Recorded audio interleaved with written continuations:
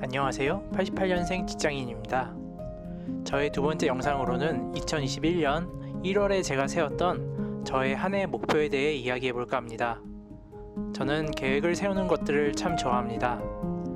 아침에 일어나 출근하는 지하철에서 오늘 하루 하고 싶거나 해야 할 일들을 어플에 기록해 두는 편입니다. 그리고 새해가 되면 꼭 그 해에 이루고 싶은 목표를 보통 10가지 정도 정해둡니다. 이러한 습관이 정확히 언제부터 생겼는지는 저도 잘 모르겠습니다. 그런데 왜 시작했는지는 기억이 납니다. 어떤 책에 그런 내용이 있었습니다. 요즘은 조선시대처럼 신분제 사회는 아니지만 계층은 존재한다. 그렇다면 그 계층은 무엇으로 구분할 수 있는지, 그런 질문을 던지는 내용이었는데요. 보통 일반 사람들에게 묻는다면 다양한 답이 나온다고 합니다. 어떤 사람들은 그 사람의 학벌이라든지 지적 수준으로 구분해야 한다고 말하기도 하고, 어떤 사람들은 그 사람이 가진 자산의 규모, 이런 걸로 구분을 해야 한다고도 말한다고 합니다. 특히 우리나라에서는 상류층, 중류층, 하류층의 사람들을 무엇으로 구분할 수 있냐고 물으면 보통 몇 억짜리 아파트에 사는지, 차는 무엇인지, 급여 수준은 어느 정도 되는지를 놓고 그 사람의 계층을 나누어야 한다 라는 답이 많이 나온다고 합니다. 그런데 저자는 사실 이 질문에 정답은 없다고 말합니다. 자기가 생각할 때는 그런 기준이 아니라 다른 기준으로 구분을 하는 게 차라리 더 맞다고 생각한다고 합니다. 그분이 말하는 그 기준은 바로 계획의 수준이었습니다. 어떤 사람들은 하루 이틀 정도의 단기 계획을 세우고, 어떤 사람은 1년에서 3년 혹은 5년의 계획을 가지고 살아가는 사람도 있다고 합니다. 반면에 아무 계획도 가지지 않은 채 그냥 되는 대로 하루하루를 보내는 사람도 많고, 정말 극소수지만 어떤 사람들은 10년, 20년 뒤에 자신의 모습이 어떻게 되기를 바라는지 꾸준히 생각하고 계획을 세우고 그런 계획을 지키기 위해 노력한다고 합니다. 그래서 저자는 그 사람이 가진 계획이 얼마나 긴지, 그리고 얼마나 구체적인지에 따라서 그 사람의 계층이 결정된다, 이렇게 생각을 한다는 내용이었는데, 저는 그 책을 읽고 굉장히 신선한 충격을 받았던 기억이 납니다. 그렇다면 나는 얼마만큼의 계획을 갖고 살아왔는지 혼자 한번 생각해보게 되었습니다. 그때부터였을까?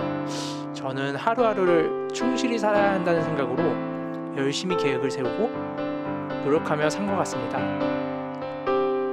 물론 계획을 세우면 실패하기도 하고 그렇긴 한데, 실패를 하는 것과 계획을 하지 않고 그냥 사는 것은 결과적으로 같을지는 몰라도 그 다음 단계에서는 분명한 차이를 가져온다고 생각합니다.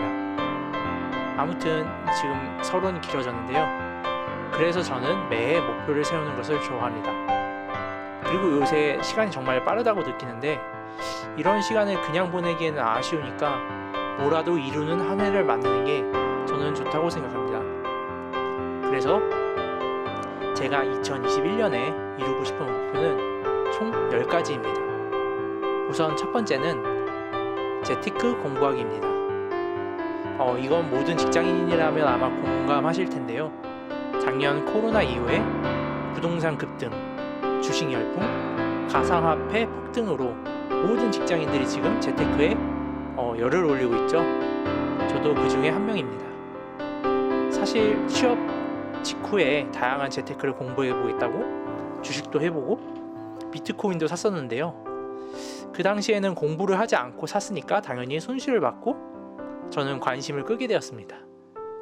하지만 작년에 저한테 어떤 계기가 있어서 다시 해보겠다는 마음을 먹고 지금 열심히 공부 중에 있습니다. 두 번째 목표는 독서하기입니다. 저는 여행을 가는 것도 좋아하고 영화를 보러 극장에 가는 것도 정말 좋아하는데요. 작년 코로나 확산으로 인해 이 두 가지를 할 수 없게 되었습니다. 그러다 보니 원래 좋아했던 독서에 다시 관심을 가지게 되었습니다. 그래서 올해 목표로 50권의 책을 읽어보자는 다짐을 하게 되었는데, 현재 5월 16일 기준으로 이미 40권을 넘게 읽어서 두 번째 목표는 무난하게 이룰 수 있지 않을까 싶습니다. 세 번째 목표는 공인중개사 최종 합격하기입니다. 이건 작년에 제가 부동산 공부를 처음 시작하며 관심을 갖게 된 목표인데요. 작년 시험에 응시를 이미 해서 1차 합격을 해둔 상태입니다.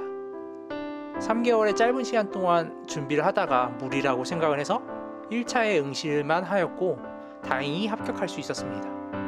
그리고 올해 10월에 남은 2차 시험에 응시를 해서 공인중개사 자격증을 취득하고 싶습니다.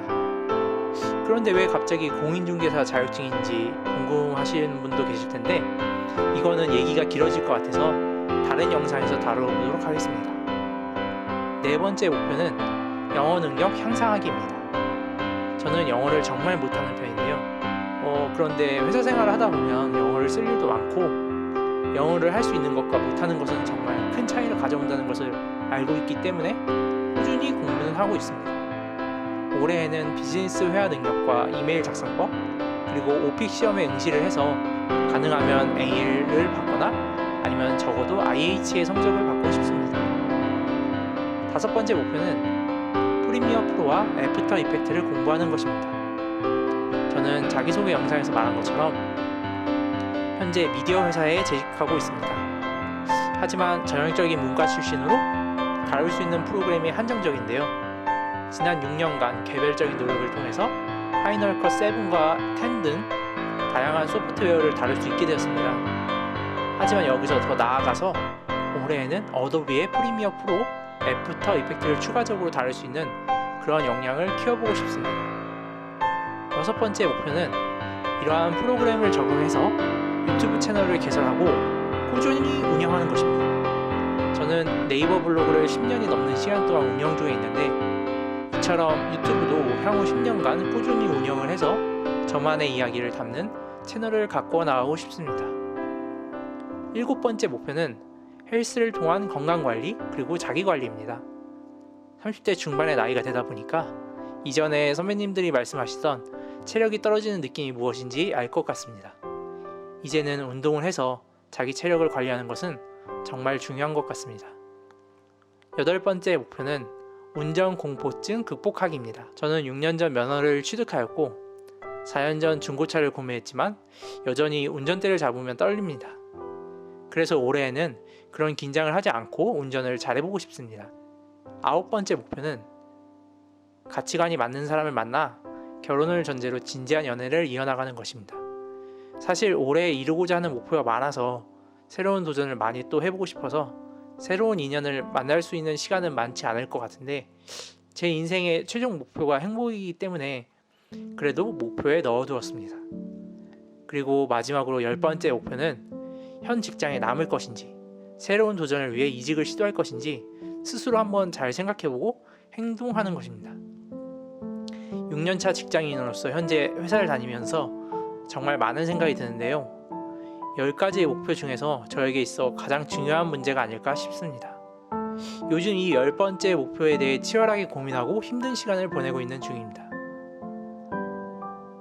어쩌다 보니 말이 많아졌는데 벌써 2021년 5월, 곧 있으면 6월 2021년도 벌써 절반을 향해 가고 있습니다.